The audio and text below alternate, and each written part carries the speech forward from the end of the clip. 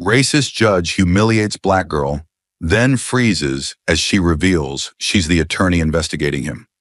Amira Daniels barely had time to react before the bailiff's hands clamped down on her arms, their grip unrelenting, their expressions void of any concern for the humiliation she was enduring. The courtroom buzzed with muted laughter and murmured amusement, the onlookers feeding off the spectacle unfolding before them. She wasn't a legal intern anymore, not in their eyes.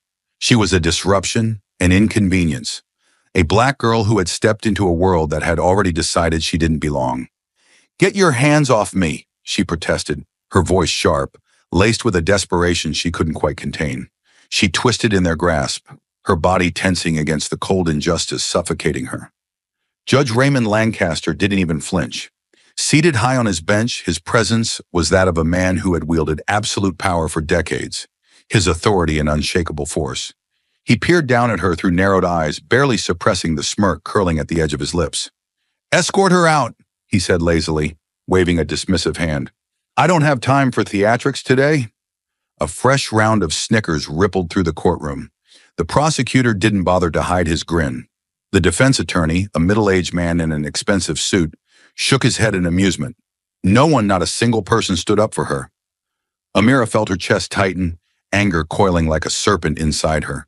She had spent years fighting for this moment, sacrificing sleep, enduring the weight of expectations, clawing her way through a system designed to keep people like her out.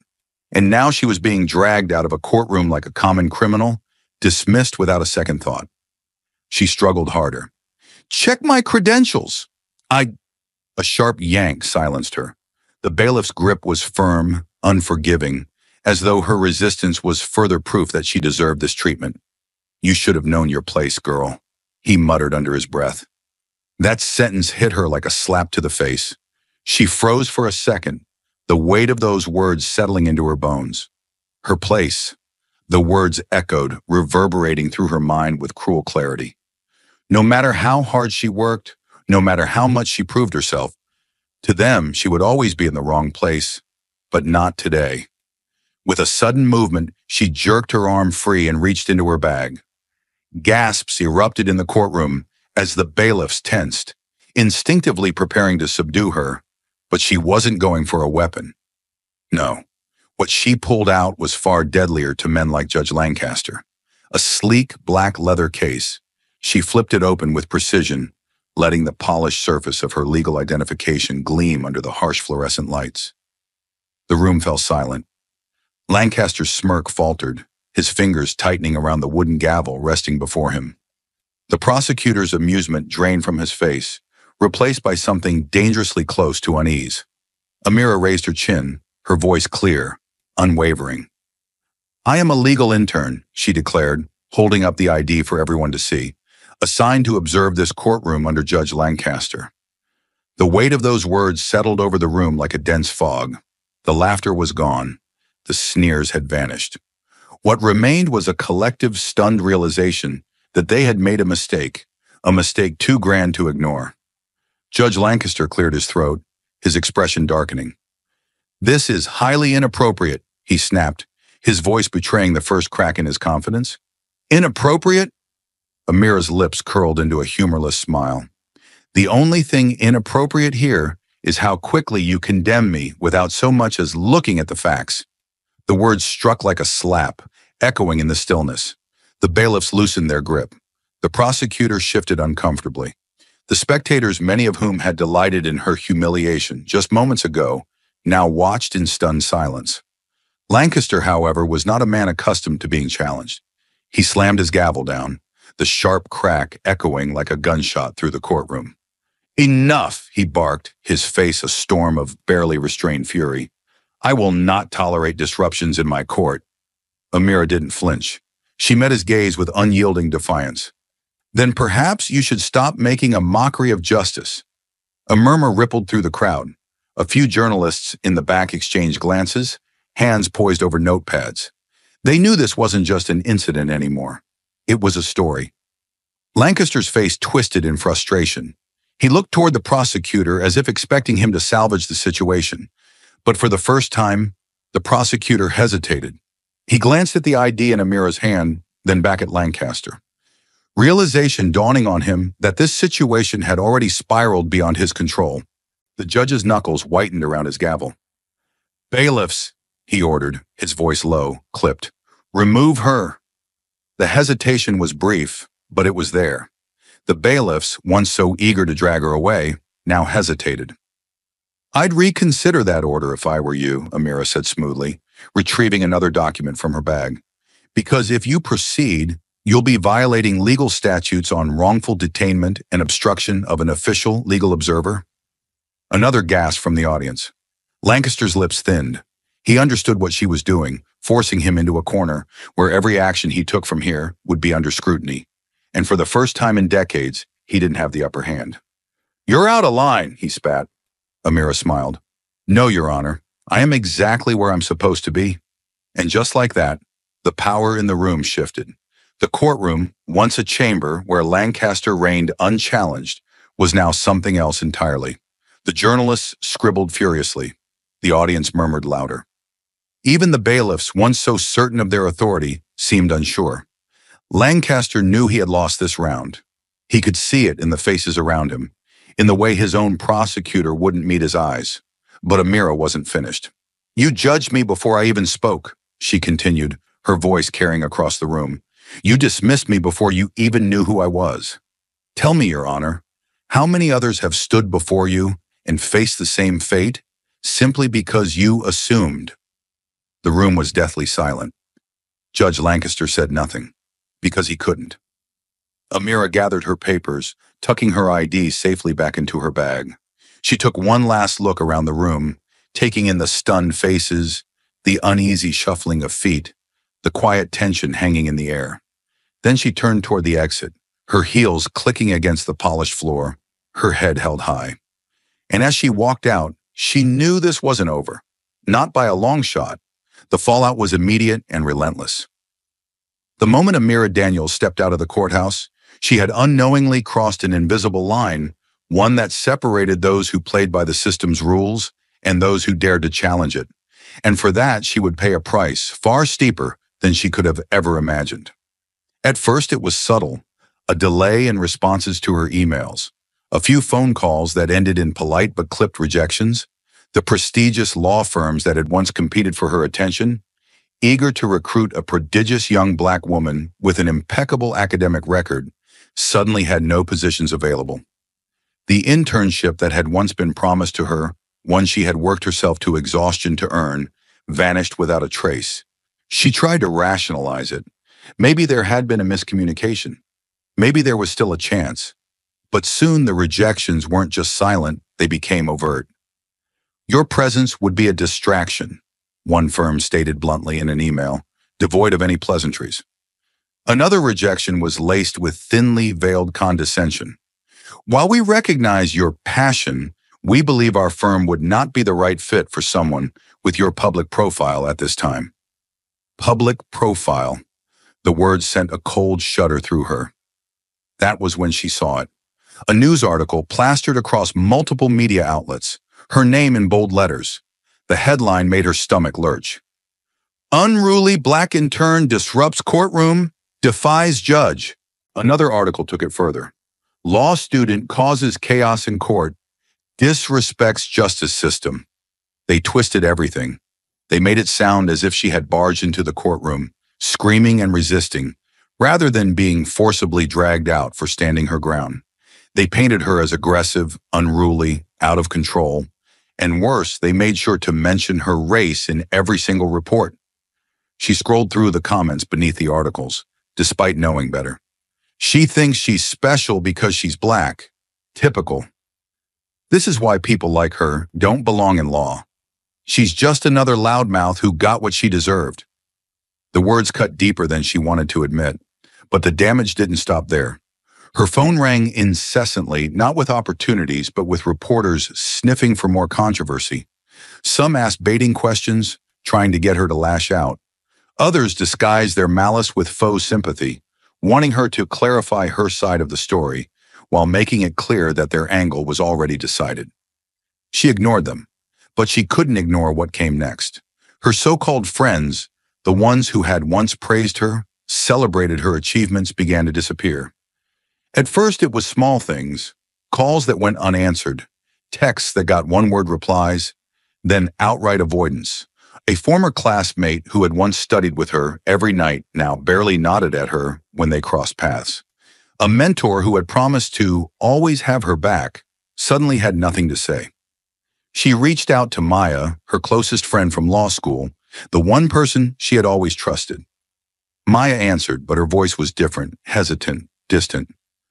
Amira, I don't think I can be involved in this, Maya admitted after a long pause. The firms are watching everything right now, and I can't risk my career. You understand, right? Amira felt the breath leave her lungs. You think I did something wrong? No, it's not that, Maya said quickly. But you know how this works.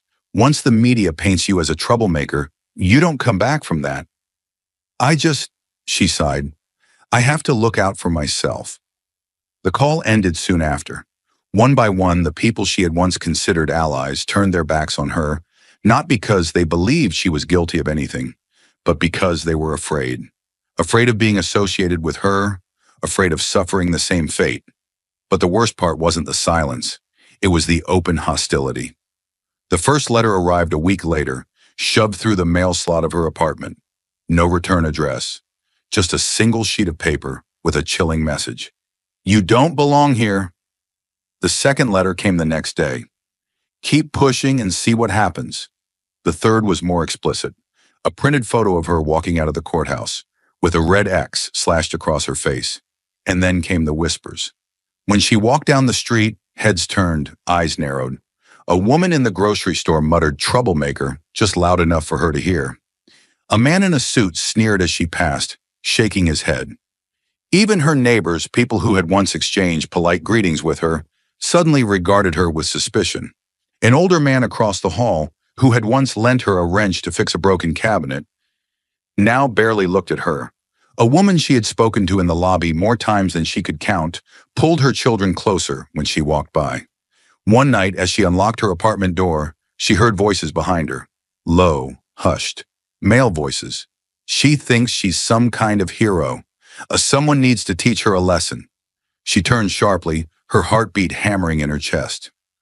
Two men stood near the stairwell, watching her. They didn't move. They didn't say anything else. They just smiled slow, deliberate, a silent warning. She stepped inside her apartment and locked the door, her breath unsteady. She had always known the system was rigged.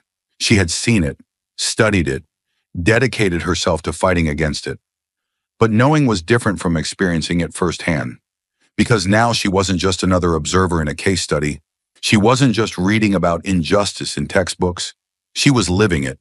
And there was no escape, no job, no friends, no safety. She had been made an outcast, cast aside by a system that refused to be challenged. But as she sat in the dim light of her apartment, staring at the threatening letter still clenched in her hands, a new thought began to take root, one that cut through the fear, through the isolation, through the weight of it all. If they wanted to silence her, they had underestimated her resolve, because this wasn't the end of her fight. But survival demanded compromise, and Amira had no choice but to trade her dreams for a paycheck.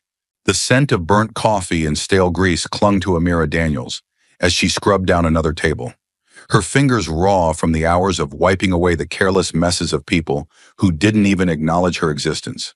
She had spent years mastering legal precedent, dissecting complex arguments, and outmaneuvering some of the sharpest minds in academia. Yet here she was reduced to clearing plates and pocketing crumpled dollar bills that felt more like pity than payment. Every shift was a reminder of what had been stolen from her. The law firm rejections, the media slander, the whisper network that had effectively blacklisted her, each one had chipped away at the future she had built for herself. Now she was stuck in this purgatory, trapped in a cycle of menial labor, while those less qualified, less deserving, climbed the ranks of the very industry that had shut her out.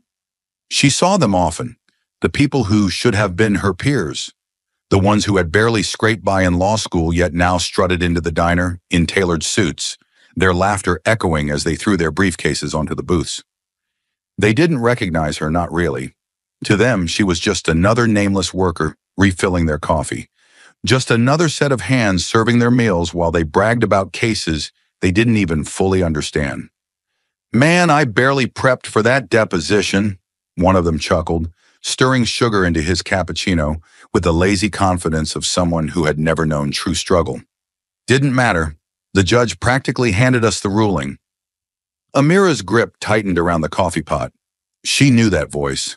Daniel Grayson. He had been in her class. Barely passed his bar exam on the second try. She had once helped him study, explaining legal concepts in painstaking detail while he half listened, too busy scrolling through his phone to care. And now he was working at a firm that wouldn't even return her calls. She forced herself to move, to keep her face neutral as she poured his coffee. But inside, something burned. Another one of them, a blonde woman in a navy blazer, tapped impatiently on the table. "Honestly, it's so unfair how hard it is to get promoted," she whined. "Like I'm working so many hours and still waiting on senior associate." Unfair. Amira almost laughed at the absurdity of it. Unfair was clawing her way to the top of her class, only to be thrown out like garbage. Unfair was watching mediocre minds thrive while she was being forced to beg for jobs that were beneath her. The woman sighed dramatically. "At least I don't have to worry about getting fired, though. The partners love me." Of course they did. Amira turned away before the bitterness in her throat became too much to swallow. The diner's air was thick with grease and privilege, the weight of it pressing down on her like a slow, suffocating noose. She had once believed in fairness, in justice, but she knew better now. The world didn't reward talent. It rewarded those who knew how to play the game, and Amira Daniels was done playing by their rules. But silence was just another form of complicity, and Amira Daniels refused to be complicit. The truth had sharp edges, and Amira Daniels was ready to bleed for it. She had spent weeks suffocating under the weight of humiliation, buried beneath rejection after rejection, watching lesser minds flourish while she scrubbed tables and counted spare change just to survive. The system had cast her out, expecting her to fade into obscurity. But what they didn't realize, what Judge Raymond Lancaster didn't realize, was that she wasn't built to break. Late at night, in the dim glow of her tiny apartment, she began digging. At first, it was just a desperate attempt to prove to herself that she wasn't crazy, that what had happened to her in that courtroom wasn't just an isolated moment of prejudice, but part of something larger, something systemic. She scoured public records, searching for cases presided over by Judge Lancaster. The further she looked, the clearer the pattern became. The disparity was staggering. She found case after case, judgment after judgment, and a sickening truth took shape before her eyes. White defendants, whether they were charged with drug possession, theft, even assault, were consistently given reduced sentences, probation, or community service. But black defendants? They were handed the maximum penalty. Every single time. A white college student caught with cocaine? Dismissed with a warning? A black teenager caught with the same amount? 5 years in prison. A white businessman charged with embezzling thousands? Given probation? A black single mother accused of a minor fraud offense? Sentenced without hesitation. It wasn't just a bias. It was a goddamn blueprint. Amira's hands trembled as she flipped through case files, her breath coming faster. This wasn't incompetence. This was intentional. This was orchestrated. She kept going, diving deeper, pushing past exhaustion, fueled by something raw and relentless. It wasn't just Lancaster. The corruption ran deeper. The same prosecutors appeared again and again. Men who presented half-hearted arguments when defending black defendants but fought tooth and nail for leniency when the accused was white. Defense attorneys who should have fought harder, should have appealed, should have done something but hadn't. This was a machine, an unspoken alliance designed to keep certain people in power and others in chains. The realization sent a chill down her spine. How many lives had this man ruined? How many families had been shattered by the stroke of his pen? Her stomach twisted. She thought back to that day in the courtroom, the laughter, the sneers, the absolute certainty with which Lancaster had dismissed her, as if he had done it 1,000 times before. Because he had, and now she had the proof. But knowing wasn't enough. She needed more. She needed something that would make the world see what she saw, something that couldn't be ignored or swept under the rug. So she went further. She hacked through firewalls she wasn't supposed to touch, combed through old police records, pulled every public archive she could access. She traced appeals that had mysteriously disappeared, reports that had been buried beneath bureaucratic red tape. Then she found it, a deposition from a former court clerk, buried in a pile of unrelated documents. The words nearly stopped her heart. Judge Lancaster instructed me to ensure all pretrial agreements for certain defendants were rejected outright. When I asked why, he said, "You know how these people are. You let one off easy, and they all think they can get away with it." Her hands clenched into fists. She stared at the screen, the words burning into her memory. This was it. This was what she needed. But the deeper she went, the more dangerous it became. Her searches triggered alerts. Files that should have been public suddenly required clearance. Court records vanished overnight. Someone knew she was looking, and they wanted her to stop. One night, as she sat hunched over her laptop, cross-referencing case numbers, her phone buzzed. A new email, no subject, no sender, just 3 words. "Walk away, now." Her blood ran cold. She looked around her darkened apartment, the air suddenly thick with paranoia. Her mind raced. How had they found her? Was someone watching? Was she being followed? She shut her laptop, heart pounding. She should stop. She should shut it all down before it was too late. But then she thought of the names in those files. The black teenagers given life sentences for petty crimes. The fathers and mothers ripped from their families. The people who had sat in that same courtroom, who had stood before Lancaster and never had a chance. They didn't get to walk away, and neither would she. So she took a breath, and she kept digging. But uncovering the truth was only the first step now. Amira had to turn evidence into action. The truth was a loaded weapon, and Amira Daniels was ready to pull the trigger. She had spent weeks gathering evidence, tracing the rot buried beneath Lancaster's courtroom, uncovering a system so deeply corrupted that it had become second nature to those who upheld it. Now she had enough proof to burn it all down. But knowing the truth wasn't enough. She needed to make sure the world saw it. She started with the organizations that had spent years fighting battles like this. Civil rights groups, legal watchdogs, activists who had spent their lives exposing systemic injustice. Some of them had already suspected Lancaster of bias, but they had never been able to prove it. What Amira had court transcripts, sentencing disparities, leaked internal memos was undeniable. At first there was hesitation. The legal system protected its own, and taking down a sitting judge was like trying to dismantle a fortress brick by brick. But then she started showing them the documents. The records that proved Lancaster had systematically handed down harsher sentences to black defendants. The testimonies from former clerks who had seen him dismiss cases involving white offenders with a wave of his hand. The email from a prosecutor who had once written, "Lancaster likes to make examples out of them." The hesitation vanished. One by one, they agreed to back her. Lawyers who had spent their careers fighting wrongful convictions. Journalists who had built their reputations exposing corruption. Activists who had seen too many lives destroyed by men like Lancaster. But Amira knew that press releases and legal complaints wouldn't be enough. She needed a moment, a reckoning, a public unveiling so explosive that it couldn't be ignored. She found it in the upcoming hearing. Lancaster was scheduled to preside over a high-profile case involving a young black defendant accused of resisting arrest. The kind of case Lancaster handled with routine cruelty. The kind of case where he would sit on his bench, wielding his power like a sledgehammer, and no one would dare to challenge him. Except this time, someone would. This time, Amira would be in that courtroom, and she wouldn't be alone.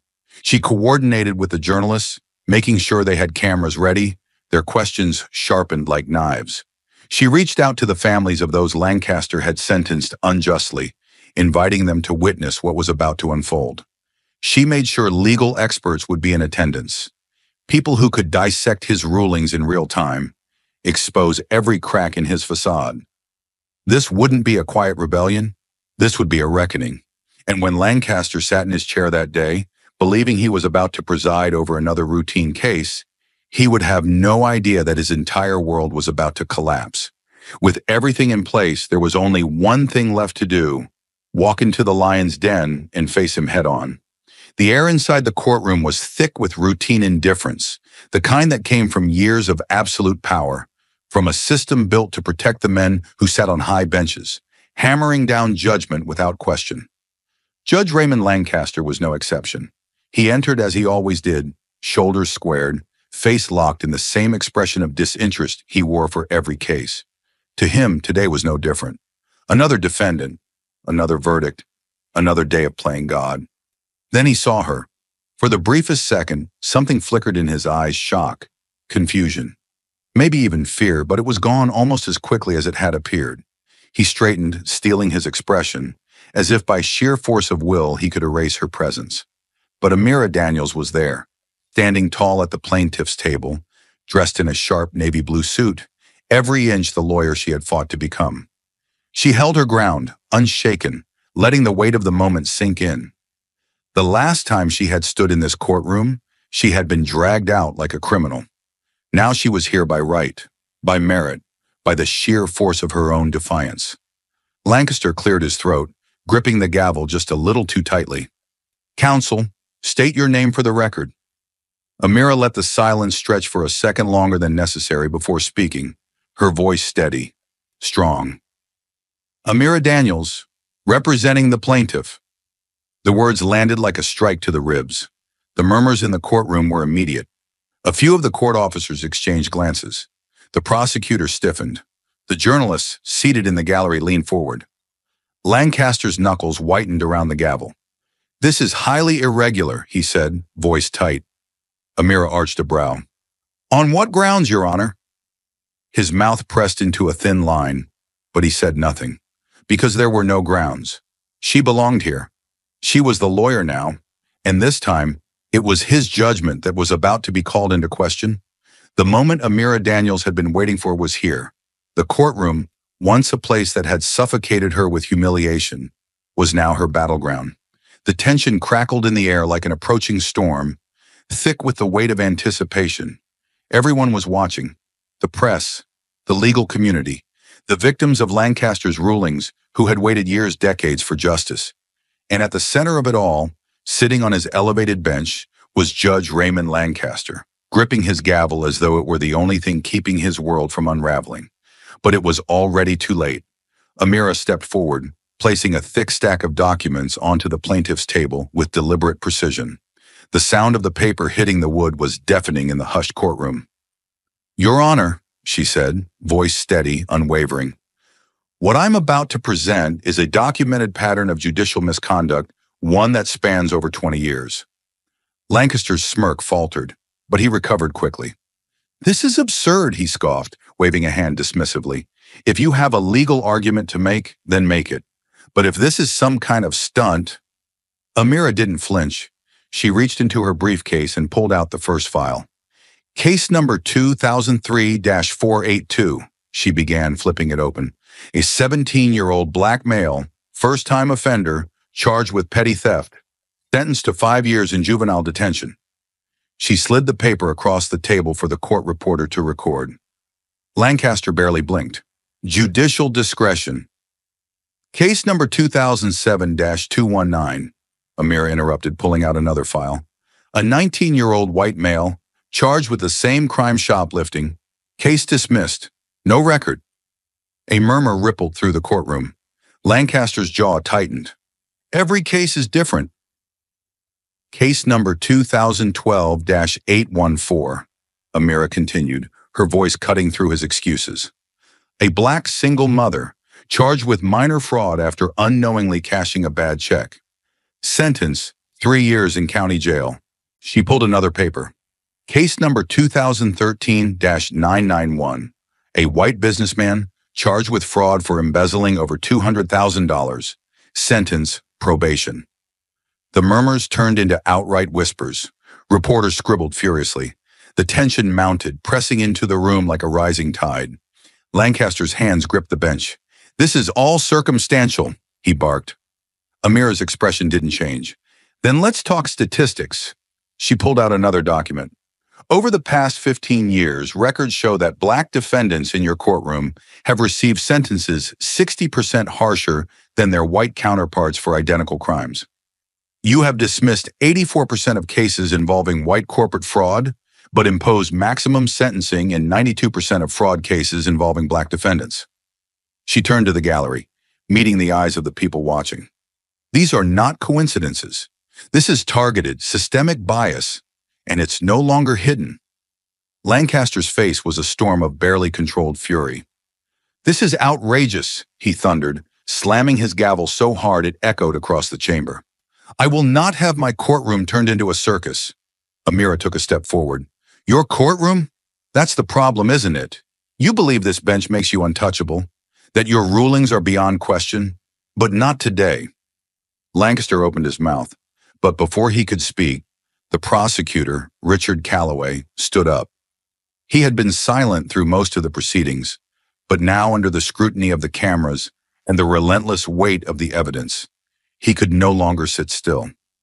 "There's merit to these claims," Calloway admitted, his voice reluctant, forced. "The statistical disparities, they warrant investigation." Lancaster whipped his head toward him, eyes blazing. "You can't be serious." Calloway avoided his gaze. "I can't ignore what's in front of me." The room erupted. Gasps, shouting, journalists rushing to break the news in real time. Lancaster pounded his gavel, but it was useless now. The courtroom wasn't his anymore. It belonged to the people watching, to the voices rising against him. "This is a coordinated attack," Lancaster roared. "This is nothing but a witch hunt." "Then explain this," Amira interrupted, reaching for one last document. A signed statement from a former court clerk detailing direct instructions from you to reject plea deals for black defendants while advising leniency for white defendants with similar charges. Lancaster's mouth went dry. The silence that followed was absolute. Amira let the moment stretch, let the weight of his own corruption press down on him. "Do you deny this?" she asked, her voice calm, measured. Lancaster's face was red, his breath coming in sharp bursts. He opened his mouth, then closed it. There was nothing left to say. The reporters were already on their phones, the headlines practically writing themselves. Judge Lancaster exposed, a history of racially biased sentencing unveiled. Judicial corruption shakes the legal system. Will there be consequences? The walls around Lancaster were closing in, the fortress of power he had built crumbling under the weight of the truth. Then the doors to the courtroom swung open. Two officials from the State Commission on Judicial Conduct stepped inside. The tension in the room skyrocketed. Lancaster turned, panic flashing in his eyes. "This is a farce. I am a respected judge." "Judge Raymond Lancaster," one of the officials announced, voice echoing across the courtroom. "Due to the overwhelming evidence of judicial misconduct, you are hereby placed under immediate suspension, pending further investigation." Lancaster went still. The courtroom erupted again. Reporters surged forward. Some in the gallery clapped. Others simply watched in stunned silence. Amira stood firm, taking in the sight of Lancaster frozen in place, his entire world collapsing around him. It wasn't enough. Not yet. But it was a start. She turned, locking eyes with the journalists, ensuring they captured every second of this moment. "This is what happens," she said, "when justice finally looks back." And just like that, the man who had once wielded unchecked power over so many lives was led out of his own courtroom while the world watched. The fight for justice is just beginning. More shocking twists are ahead. Don't miss a moment. Like, subscribe, and turn on notifications to stay with us. Thank you for standing for truth and justice. Where are you watching from? Let us know.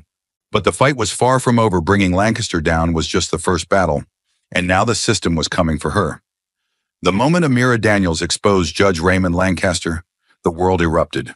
News outlets dissected every ruling he had ever made. Activists called for sweeping judicial reforms, and legal scholars debated the long-term implications of such systemic corruption. But as the headlines blazed with her victory, the forces that had protected Lancaster for years were already working to bury the story and her along with it. It started with the phone calls, blocked numbers, no caller ID. At first, silence on the other end. Then after a few days, a voice. "You've made a lot of enemies, Daniels." The first time she hung up. The second time she forced herself to listen. The message was always the same: walk away, let it go, or suffer the consequences.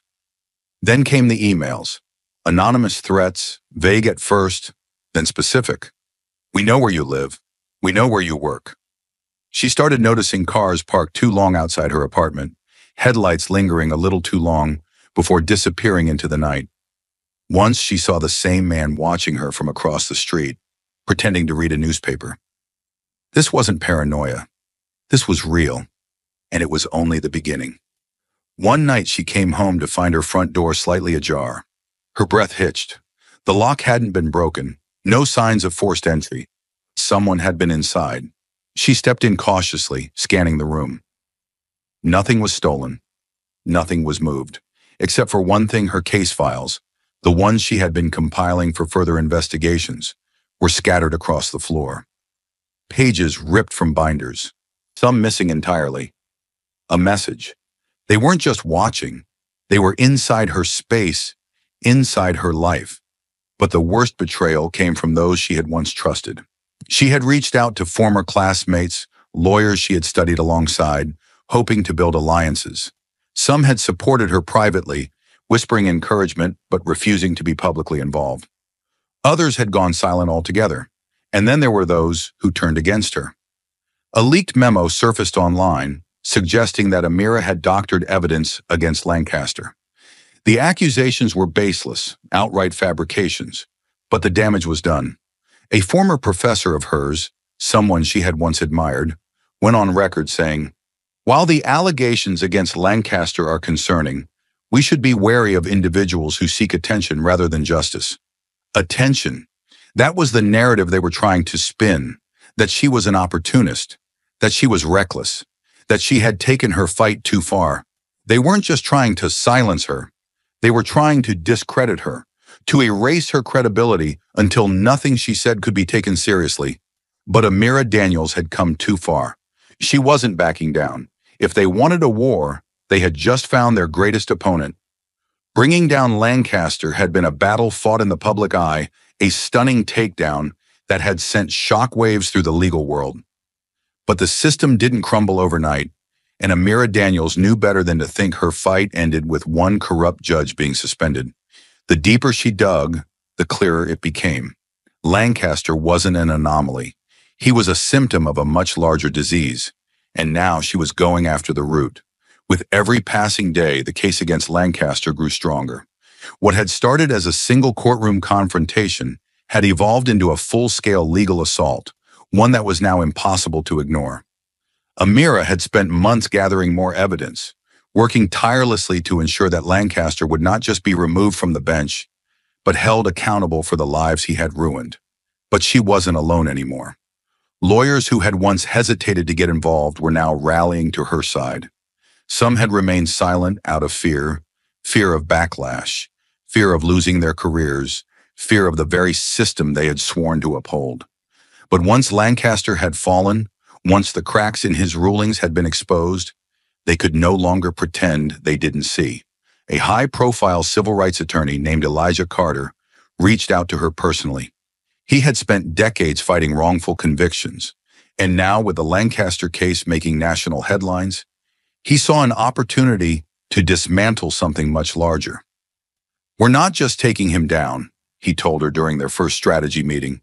"We're setting a precedent. If we can prove systemic bias in sentencing, we're not just going after one judge, we're forcing the courts to change." That was the goal. That was the mission. But the real turning point came when the victims started speaking out. At first, it was just a handful of former defendants who had been sentenced unfairly, people who had served years longer than they should have because they had stood before the wrong judge. Then as the media coverage intensified, the numbers grew. A man named Darius Mitchell came forward, his voice shaking as he told his story in front of flashing cameras. "I was 19, he said, gripping the podium at a press conference Amira had helped organize. "It was my first offense, possession of marijuana. My lawyer told me I'd probably get probation. Lancaster gave me 10 years. Gasps rippled through the crowd. Reporters furiously jotted down notes. But Darius wasn't finished. "My cellmate? White guy. Same charge, same amount. Lancaster let him walk with a fine."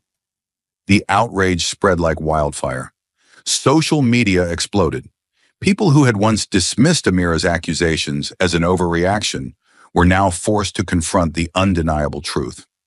Then came Maria Vasquez, a mother who had spent the past decade fighting to free her son, Miguel, who had been sentenced to 20 years for a robbery he hadn't even committed.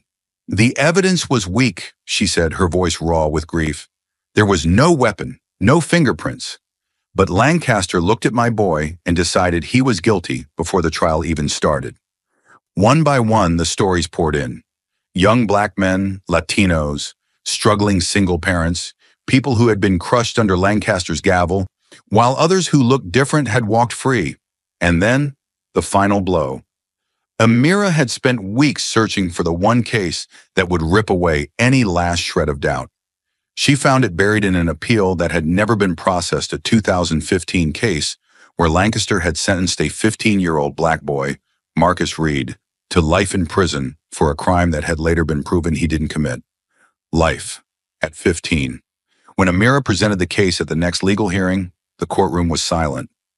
No one could defend it, not even Lancaster's most ardent supporters. It was over. The system had protected him for years, but it could no longer protect him from the truth. And Amira Daniels? She wasn't stopping here. Because if Lancaster was just one of many, then she had a lot more battles left to fight. But the courtroom wasn't enough. Justice needed to be demanded in the streets, where the system couldn't ignore it. The protest began as a whisper and idea shared in hushed conversations, a fire kindling in the hearts of those who had been wronged. But by the time the sun rose over the courthouse steps, that whisper had become a roar. Hundreds of people flooded the streets, their voices rising in unison, their signs held high, demanding justice. Banners stretched across the crowd, painted with the names of those Lancaster had sentenced unfairly. Faces of the forgotten, the discarded, the victims of a system that had crushed them beneath its weight. Some of them were there in person, men and women who had spent years behind bars for crimes that never should have stolen their lives. Others marched for loved ones who couldn't be there, holding up pictures of sons, daughters, brothers, fathers, people who had never stood a chance the moment they had stepped into Lancaster's courtroom. Amira stood at the front, her heart pounding as she took in the sheer scale of what she had helped ignite. She had fought this battle in courtrooms, in newsrooms, in the dark solitude of late-night research. But now it was here, tangible, unstoppable. The world was finally listening. Justice for the lost, justice for the silenced. The chant echoed down the streets, bouncing off the cold marble walls of the courthouse, where Lancaster had once sat like an unshakable force. But today, the walls trembled. A line of police officers formed at the courthouse entrance, their faces unreadable behind riot helmets. The city officials had tried to stop this from happening.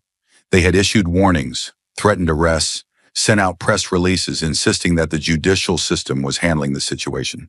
But the people had heard enough excuses. The system had failed them for too long. Journalists lined the sidewalks, their cameras capturing the raw energy of the moment. News vans broadcasted live coverage. Social media exploded with images, videos, messages of support from across the country. Amira knew this wasn't just another protest, this was a reckoning.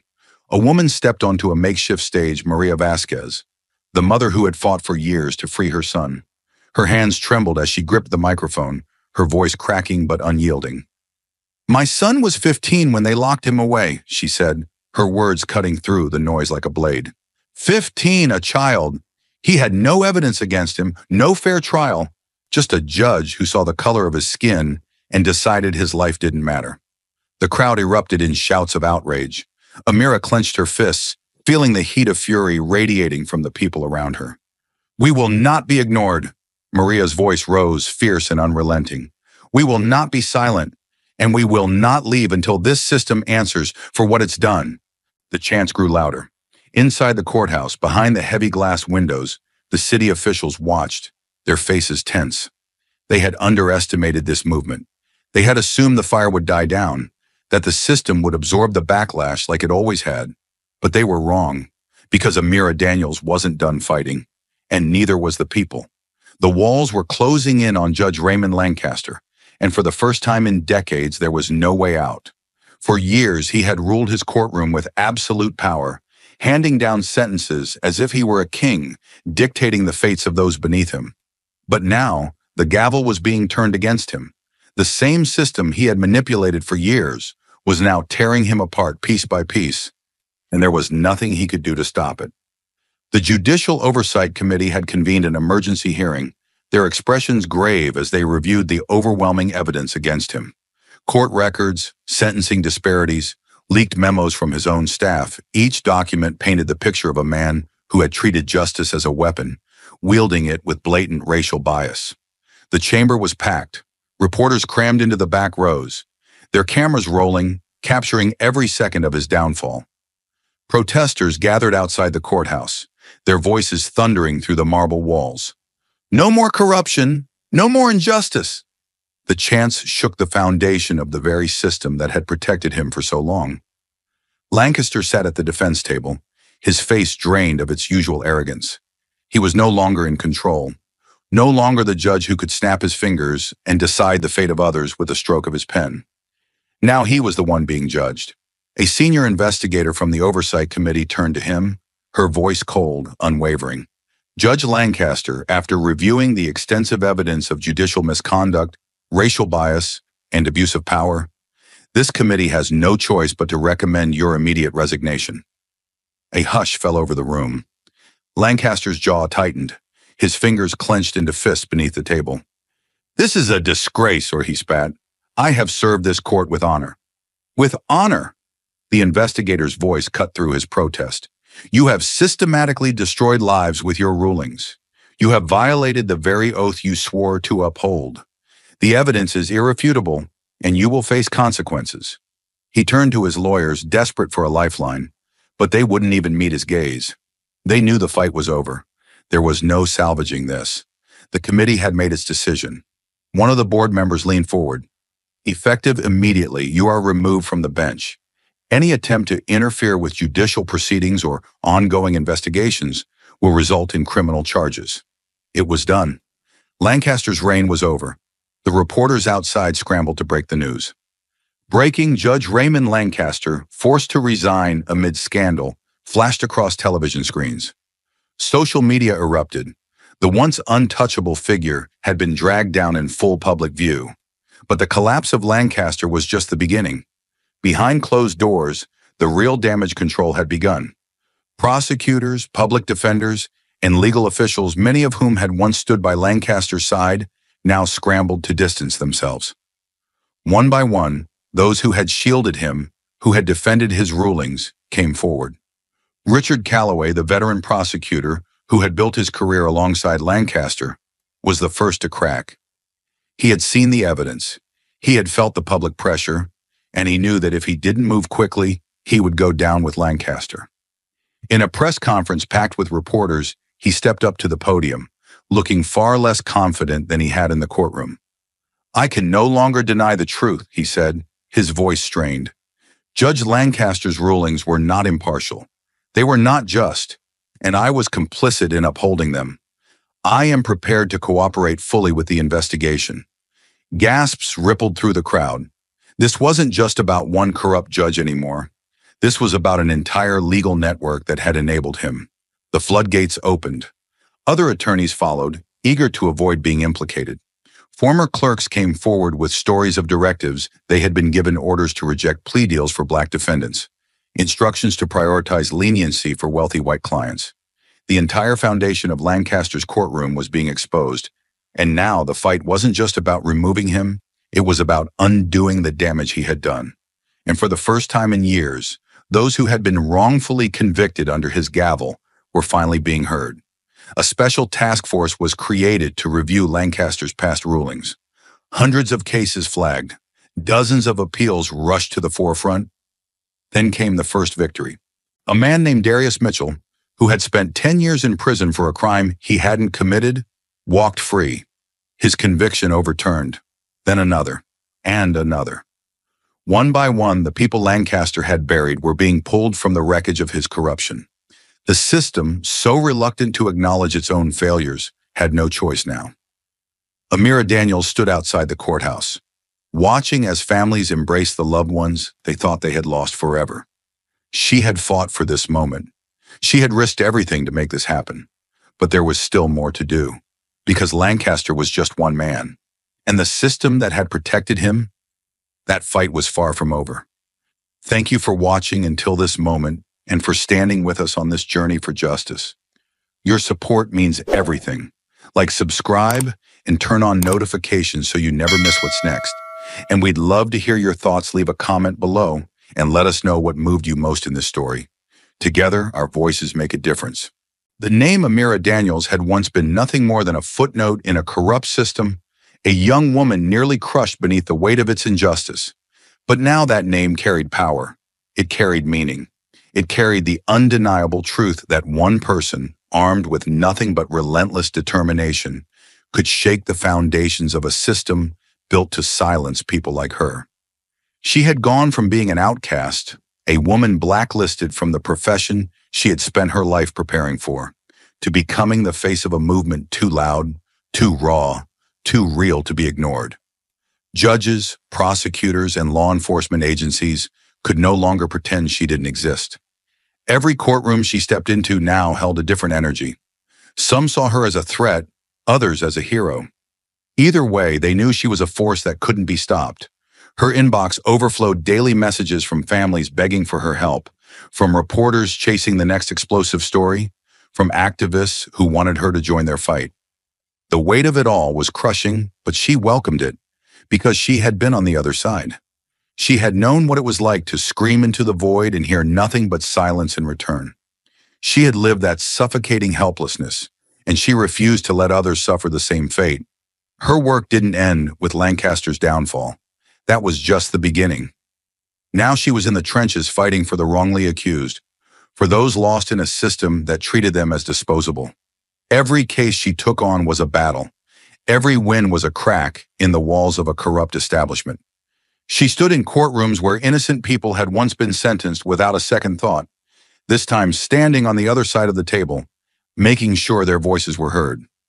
Some victories were swift cases, so blatantly unjust that even the courts had no choice but to concede. Others dragged on, exhausting and brutal, with opposition that fought her at every turn, hoping she would break. But Amira had already been broken once. She had already lost everything once. They had taken her career, her reputation, her dignity, and she had rebuilt it stronger. She became the lawyer they whispered about in halls of power, the one who never backed down, who didn't flinch under pressure, who forced even the most untouchable institutions to answer for their crimes. Her presence alone changed the energy in a courtroom. She forced judges to second-guess their rulings, made prosecutors think twice before pushing for excessive sentences, and empowered public defenders to fight harder, knowing she had exposed the very biases they had been battling for years. But it wasn't just about the law, it was about the people, the ones who had been cast aside, forgotten. She visited prisons, met with those who had given up hope, sat across from men and women who had been told their fate was sealed and told them otherwise. "You are not invisible," she told them. "You are not forgotten, and I am going to fight for you." And she did. Case by case, battle by battle, until the system had no choice but to change. In the wake of relentless struggle and soul-shattering betrayal, the story of Amira Daniels emerges as an indelible testament to the power of resistance, a lesson etched in the hearts of all who have suffered beneath the crushing weight of systemic injustice and who dare to defy the corrupt machinery of a rigged legal system. From the very first moment that the echoes of injustice reverberated through the hallowed corridors of a corrupted legal establishment, Amira's journey became a beacon of hope and defiance, a stirring call to arms for every individual who has ever been silenced by prejudice or trampled by the oppressive weight of authority. It is a story that compels us to confront the devastating reality of a system built to favor the privileged while condemning the innocent, and it carries with it a profound lesson: that the fight for justice, though arduous and fraught with peril, is a moral imperative that demands we rise, speak out, and never allow tyranny to flourish unchecked. From the moment Amira Daniels first set foot in that courtroom, a place where she was dismissed as insignificant solely on the basis of her identity, the seeds of her indomitable spirit were sown. Every condescending sneer, every unjust ruling, every callous remark from those in power stoked the flames of her resolve, transforming raw pain into a relentless determination to unmask the truth. As she endured the degrading treatment meted out by a system that had long relegated her to the margins, she vowed that her suffering would not be in vain. Rather, it would serve as a catalyst for a revolution that would shake the very foundations of an institution steeped in bias and corruption. Through long, sleepless nights spent poring over case files and court transcripts, Amira uncovered a damning pattern of judicial misconduct, an intricate web of injustice, wherein white defendants were routinely granted clemency while those of color faced draconian sentences, their fates sealed by the arbitrary whims of judges who wielded their power like a weapon against the vulnerable. Every piece of evidence she gathered, every statistic that revealed the horrifying disparities in sentencing, was a clarion call to the oppressed, a powerful reminder that no amount of prejudice could ever quench the righteous fire of truth. The audience, gripped by a potent mix of outrage and hope, witnessed the slow disintegration of a system that had long hidden behind a facade of legitimacy. They felt the surge of collective anger as each new revelation laid bare the cruelty of a judiciary that had abandoned its sacred duty to serve justice impartially. Yet amid the seething fury, there emerged an ember of hope, a belief that change was possible, that one courageous soul's defiance could ignite a conflagration capable of toppling even the most entrenched bastions of corruption. As Amira took to the public stage, her voice resonating with both sorrow and unyielding determination, she not only recounted her personal ordeal, but also gave voice to the countless others who had been crushed under the relentless assault of an unjust system. Families torn apart by wrongful convictions, lives decimated by punitive measures that defied reason, and futures obliterated by the indiscriminate hand of bias. Every word she spoke, every detail she unveiled, carried with it the weight of a shared struggle, a struggle that demanded accountability and dared to dream of a future where justice was not a privilege reserved for the few, but a birthright of every human being. The narrative swells with the raw energy of protest and revolution, as communities once cowed into silence now rise as one, their collective roar a thunderous repudiation of the old order. In the midst of impassioned rallies and tearful testimonies, the air itself seems to vibrate with the promise of transformation. Each chant for justice, each demand for reform, is a powerful repudiation of the systemic rot that has long festered within the corridors of power. For the audience, this story is not merely a chronicle of one woman's battle against a corrupt establishment. It is a living, breathing manifesto that challenges each of us to examine our own complicity in the face of injustice and to recognize that silence is tantamount to surrender. It forces us to ask ourselves, how many voices must be silenced before we find the courage to speak out? How many lives must be ruined before we can no longer tolerate the inequities woven into the fabric of our society? And in the midst of this maelstrom of pain and indignation, there is a stirring promise that the relentless pursuit of truth will, in the end, prevail. The story of Amira Daniels is a searing reminder that justice, though often delayed and obscured by layers of bureaucratic indifference, can be resurrected by the unyielding determination of those who refuse to bow to intimidation. It teaches us that the greatest act of defiance lies not in the dramatic overthrow of authority in a single moment, but in the persistent daily struggle to uphold the principles of fairness, compassion, and dignity, even when the odds are stacked overwhelmingly against us. As the narrative draws to its powerful conclusion, the audience is left with a resonant sense of catharsis, a bittersweet blend of anger, hope, and the profound satisfaction of witnessing a long overdue reckoning take shape before their very eyes. The final message is unequivocal. The fight for justice is an eternal endeavor, one that requires unwavering vigilance and the willingness to challenge the status quo at every turn.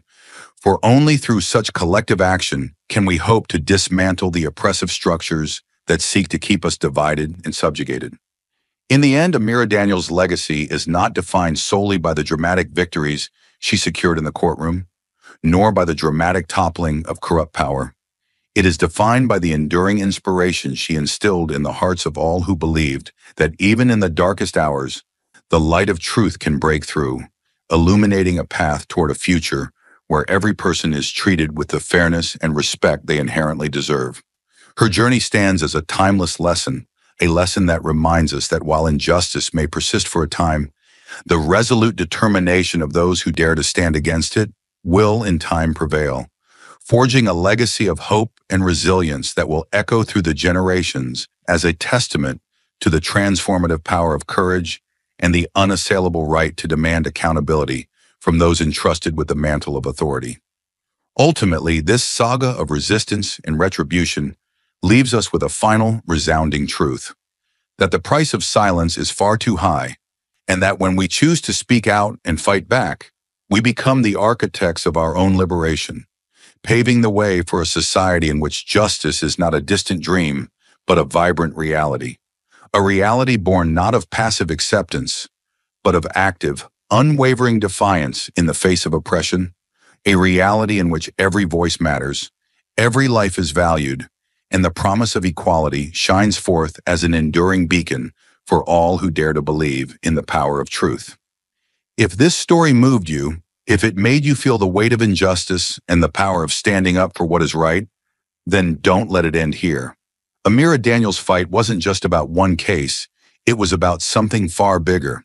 It was about shining a light on a broken system, about demanding accountability, and about proving that one voice can create a ripple that turns into a wave of change. But here's the truth: injustice thrives in silence.